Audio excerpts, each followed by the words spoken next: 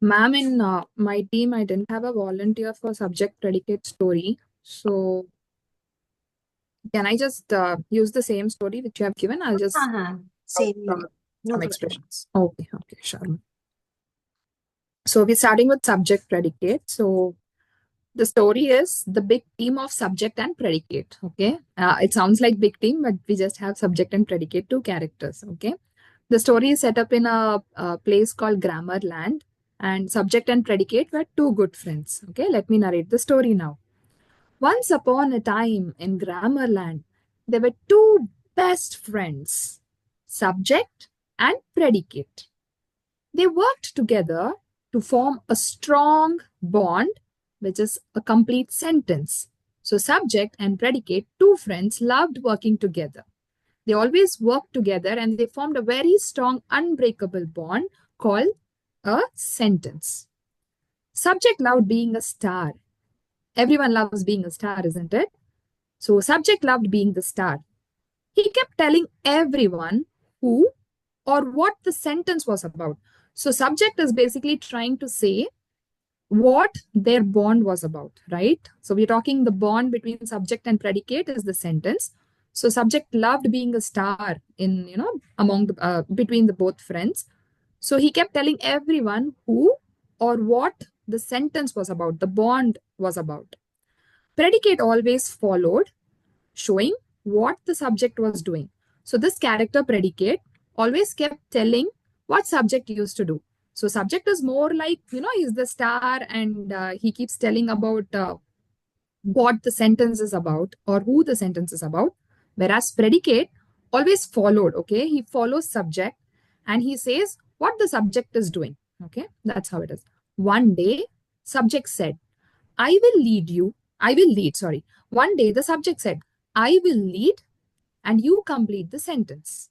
Predicate smiled and said, let's work together to make a sentence. So the dog, so in this context, the dog is the subject and ran quickly, which is the predicate, became the best team ever. So this is just an example in the story. The dog ran quickly. Dog is the subject because he's leading, and ran quickly is an action. It's telling what the dog did. So it becomes the predicate. They became the best team ever, creating a very clear and complete sentence all over Grammarland. So that's how a subject and predicate work together to form a great team and give us a complete idea, which is a sentence. So that's the story of subject and predicate. Yes, ma'am, story is done. Very good. Okay. Next. Uh, Mary will be doing the rhyme. Okay. Okay. Okay. The rhyme is the rhyme goes like this. Subject, subject, who are you? You tell me what I'm talking to. A person, place, or thing so bright. You make the sentence come to life. Subject, subject, who are you? You tell me what I'm talking to. Then it continues. Predicate, predicate, what's your part? You tell me what the subject starts, what they do or what's happening. You finish up the sentence ring. Predicate, predicate, what's your part? You tell me what the subject starts. Together they make a sentence right. Subject and predicate, what a sight.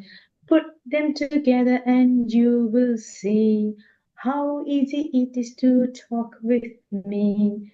Together they make a sentence right. Subject and predicate, what a sight.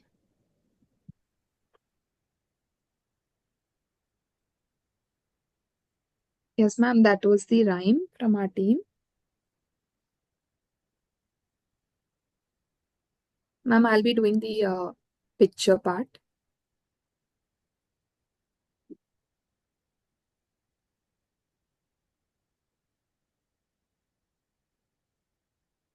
Shweta ma'am, are you there? Yes. Okay, ma'am. You can pin me, ma'am. I'll be doing the picture. Mary ma'am just finished the rhyme. Okay. So here's a little anchor chart as always. So I have taken a dragon and made some sentences out of dragon to explain. Kids love dragons, right? They're so mythical creatures. So I just do a little cute dragon. And at the top, I have written what a simple sentence is. A simple sentence is a sentence which basically has one subject and one predicate. Okay, I'll explain what a subject and predicate is using this anchor chart and an example. Okay? So, subject, like we saw in the story and the rhyme which Mary ma'am sung, subject tells us who or what the sentence is about. Okay, just two things to remember: who or what the sentence is about. And the predicate tells us what the subject is or does. So in case of who, we can say, who is it, right? You can ask yourself after you identify the subject in the sentence, right? You question yourself, who is it? If you have an answer, who is it? That part is called the predicate. Or let's say it's about a thing. If your subject is not a person, if your subject is a thing, right, which says what the sentence is about, then you question, what is that thing, a thing doing? Or sorry, not what's the thing doing. Like let's say an animal, the dog is barking. You can identify the dog is the subject because we say the subject talks about who or what the sentence is about. So now you can question yourself, what is the dog doing? You'll know the answer is barking. So that portion becomes your predicate. So I'll just repeat one more time. Subject tells us who or what the sentence is about.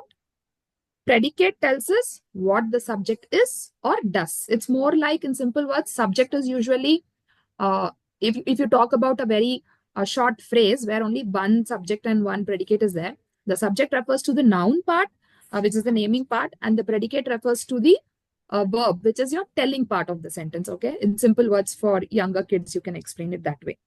And since I've taken the dragon character, just depicted one picture where there's a dragon holding a flag. So I'm going to make a sentence out of it. So before I make a sentence out of it, I'll just tell you two portions, okay? The first part is, if you can see, there's an arrow here, little arrow, which I have dropped from the subject area. It's pointing to the dragon and it just says the dragon, okay? It's not a complete sentence, it's just a fragment because a complete sentence has to give you a clear idea or a thought. And as per the grammatical definition, it needs to have one subject and predicate to qualify as a simple sentence. So here I've just said the dragon. Does it even give you a complete idea? No, right? Because you'll have a lot of questions. What is the dragon doing? Why is the dragon here? Where is it? There are a lot of questions. So it's an incomplete idea. So this is just a fragment. So the dragon, which is telling you, that portion, it's more like a subject. I'll tell you how it became the subject when I combine the parts. And the other pointer here is pointing to a little flag the dragon is holding. And again, I'm not forming a sentence. I'm just saying, pointing to the flag, waves the flag. Okay. So here it says waves the flag. That means there is an action, but you don't know who is doing that. Who is waving the flag, right? You don't know that. So the dragon alone or waves the flag alone are fragments. They're not a complete sentence because neither of them are giving you a complete idea, right? Now, when I club both of them, like you see in this little box, clubbing both the fragments together, the dragon waves the flag. So now you got your answers to who is doing what, right? So it's a complete idea or a thought. So this is what we call a sentence. So for the kids to understand, we can use a good color coding. Like I have used blue throughout for indicating subject and green for the predicate parts of the sentence. Okay. So same way, if you see, the blue dragon ate a hamburger. Now I want you guys to answer me. The blue dragon ate a hamburger. What part is the subject? The blue dragon. Correct. Right. And also I have put it in the blue color for ease of understanding. And now what's the predicate? It's like question yourself what the dragon is doing, right? So that is your answer for the predicate. Anyone? Eat the hamburger. Perfect. So it's clear, right? So pretty much this is what subject and predicate is. They talk about simple subject and predicate and complex subject and predicate. Simple subject and predicate is basically, in a simple subject, the noun becomes the subject and the verb becomes the predicate. Okay. That is for a simple subject and simple predicate. But the part of the sentence which is going to tell who or what the sentence is about, it can include the articles, adjectives, everything put together. If it's a part of that, right, where the noun is there and it answers the question who or what the sentence is about, that entire chunk, like we saw, the blue dragon, together is called a complex subject. And the rest of it, ate a hamburger. Okay, ate is the verb. So that is your simple predicate.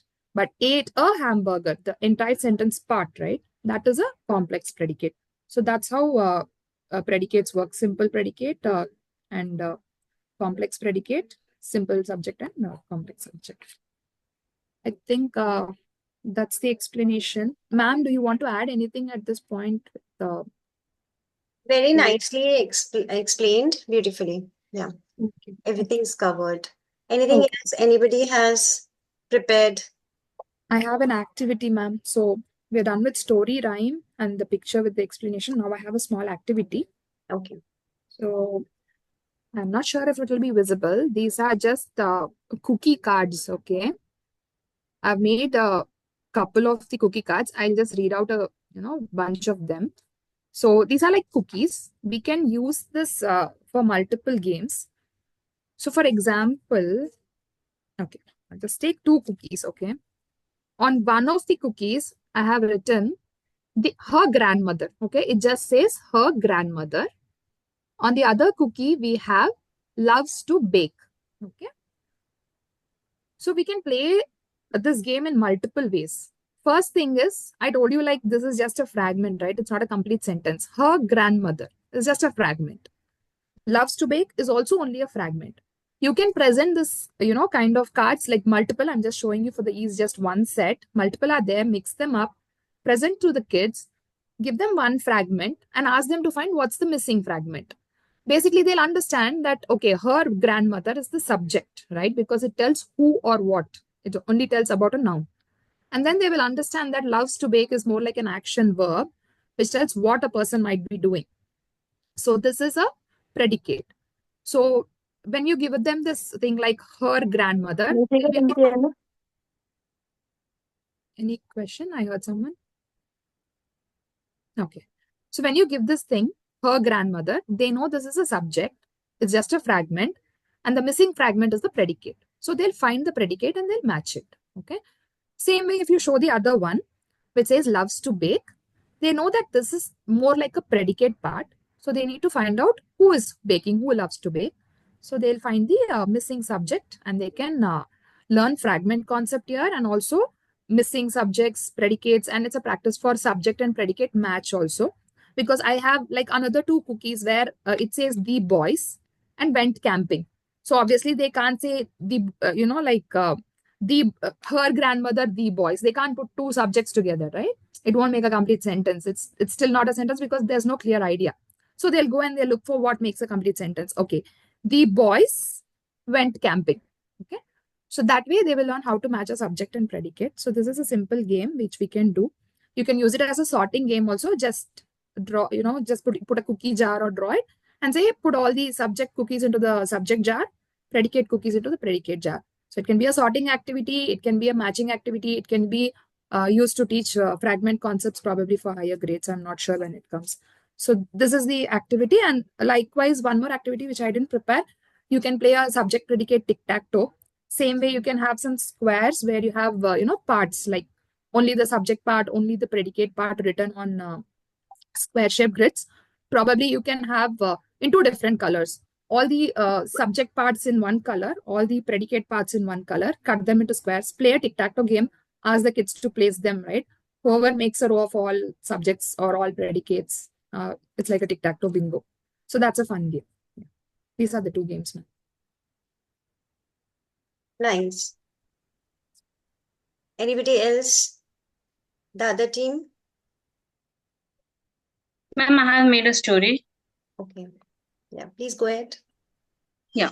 In the land of grammar, subject and predicate were the best friends.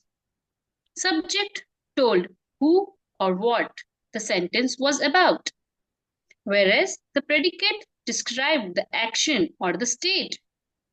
Together, Together they created a sentences like the cat meows, the dog runs. They, tra- they traveled through different cities like simple village, compound city, and complex town, learning to form sentences of all different kinds. From the dog runs to although it rained, we played. They worked as a big they worked as a team to bring a meaning to a words. Subject and predicate realized they were very essential and vowed to stay together, making sentences clear and meaningful forever. Done, ma'am. Yeah. Okay. Yes. And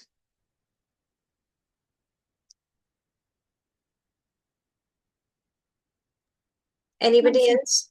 Should we do the other topic also, ma'am, today? Types of Yeah, because it's very simple topic. It was very simple. So subject and predicate, everybody is clear. So who is doing is the subject and rest, all the part of the sentence is the predicate. So who is the subject and whatever left becomes the predicate. Yeah, you can go ahead with the next topic. Sentences. Yeah, types of sentences. Okay. From my group, Aisha will be presenting for the story. Okay. One day in a grammar town, 4 types of sentences gathered for a party: declarative, interrogative, imperative, exclamatory. Each had their own unique style. Declarative walked in first, calm and confident. He said, I state facts and idea. She said, the sun is shining. Interrogative followed curiously and full of questions. Who invited everyone? He asked. Imperative marched in next, giving orders. Bring the cake here, he demanded. Finally, exclamatory burst through a door full of excitement. What a wonderful party this is, he exclaimed. Together, they made a party lively, showing how different types of sentences bring variety to communication. That's it, ma'am. Thank you. And Neelam ma'am will do poem.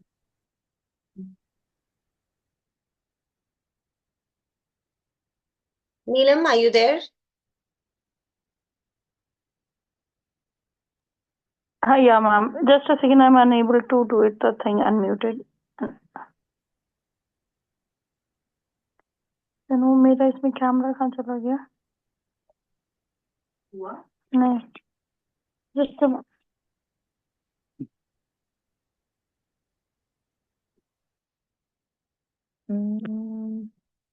I'm unable to open my na.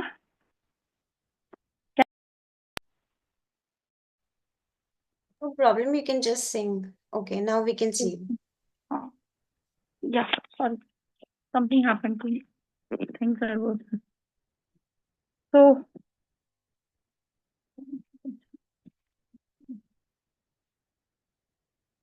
I'm going to recite a poem, and just you have to tell me what I'm doing it. 4 kinds of sentences. 4 kind of sentences. Declarative, tell us something true. Declarative, tell us something true. Interrogative, ask, how are you? Interrogative, ask, how are you? Exclamatory shouts, hooray! Exclamatory shouts, hooray! Imperative says, do it right way. Do it right way. That's all. Thank you. I'm done with. Done from our group, ma'am. Yeah. Any activity? No, ma'am. Okay. Other team? We prepared for all, but shall we just skip the story and rhyme part and do just the pictures and activity, ma'am? Yes. Because of the time, right? Yeah. Okay. So just a few, ma'am, you can pin me.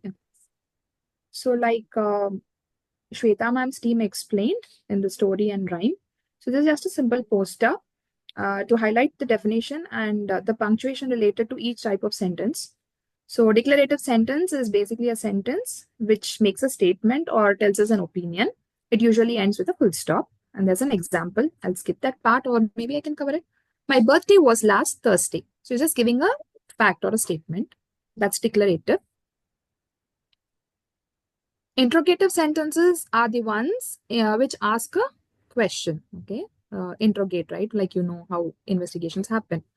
So it asks a question. And these kind of sentences end with a question mark. For example, did you do anything special for your birthday? So that's an example because you're asking a question. And the next one is an exclamatory sentence. Exclamatory sentence is the one which expresses emotions or feelings. And they usually end with a exclamation mark. That's why they are named as exclamatory sentences. For example, my mom made the most amazing cupcakes. So just very expressive. So that's why we can talk, you can define them as an exclamatory sentence. Also, the punctuation at the end is exclamation. That's how you identify an exclamatory sentence. And the last one is the imperative sentence. Imperative sentences are the ones which give a command or make some requests. So they can end either with a full stop or with an exclamation. For example, I'll show you two examples. One in which the imperative sentence is ending with a full stop, and the other one in which you use an exclamation. Write a thank you note to your aunt for the birthday gift. You might get confused that this is like a statement. There's just a full stop. How do you identify if it's imperative or declarative, right? You can just see the tone here. It's more like you're giving instruction or a command or making a request. So that's where you identify. If you have a sentence with please also, it's like a request. So that is an imperative sentence. So that's the main difference. Declarative is more like a statement or opinion, but imperative sentences are more like commands or request. The tone of you don't have to have a hard command. It can be as simple as, please go to bed. Okay. You don't have to think it like a command. Still, you can use a full stop. And the other example for an exclamation mark for imperative sentences, write her a thank you note now. Okay, you're just stressing on that now. So you use an exclamation. So this is the picture for the topic. An activity, I'll just walk through quickly in the interest of time. So I've made some, sentences and they are on different colored strips. Few on blue, few on red, few are on yellow. It's not clear. And the other type, we have 4 types, right? And on green. So I've just chosen 4 different colors for the sentences, 4 different types of sentences. So we'll just place these sentences in a tray, ask them to pick the sentences, and they can sort them, okay, based on it. I'll just read a few. You guys can just tell me under which category it goes, okay? We'll just try a few. Okay, the first one. Okay, by the way, the color coding is just because it'll be self-correcting for a very young child who can independently work. All the, questions are in green. All the exclamatory sentences are in red. That's the purpose of color. You can do it either ways. So I'll give you a sentence. Please tell me what type it is. Is this your new phone? Interrogative. Interrogative. Good. Okay. Do your homework. Exclamatory. Do your Imperative. homework. Exclamatory. Okay. Exclamatory. No, do your homework is imperative because ones are the one where you either give a command or make a request. So like I said, wash the dishes, make your bed, brush your teeth. All these sound like commands to us, but they are imperative, right? And it can be a polite tone. It doesn't have to be a hard tone, like I said. So do your homework is an imperative sentence. Okay. That is a very gentle horse. That is a very gentle horse. Declarative. Correct, correct. Because you're Declarative. making a statement. You're just making a statement. You're not giving an instruction. You are not giving a command or request. You're making a simple statement, okay? Or probably an opinion, right? Saying that it's a gentle horse. So this comes under declarative. I'll pick one more. Okay. Hooray! Jimmy's team won. Exclamatory. Right. The expression, right? Emotions, intersections, which we did. That also will help us identify. Happy New Year. Okay. A tricky one. I want you to tell me what category it is. Happy New Year. Exclamatory. Exclamatory. Yeah. So Happy New Year is exclamatory, but ma'am, I'm not sure, like, it depends on the tone, right, ma'am? In a sentence, how do we, yeah, probably if it's having an exclamation, I think it should be exclamatory. If it's just with a full stop, we can just consider it as a declarative, probably. Ma'am, you can clarify that, ma'am.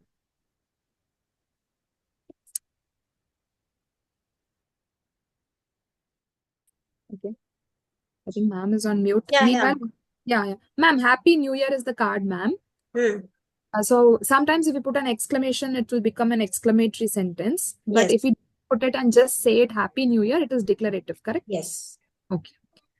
And one more game, I'll just tell it orally. Okay. So yesterday, I remember Hima ma'am came up with a game where, you need to do the actions, clap, snap, right?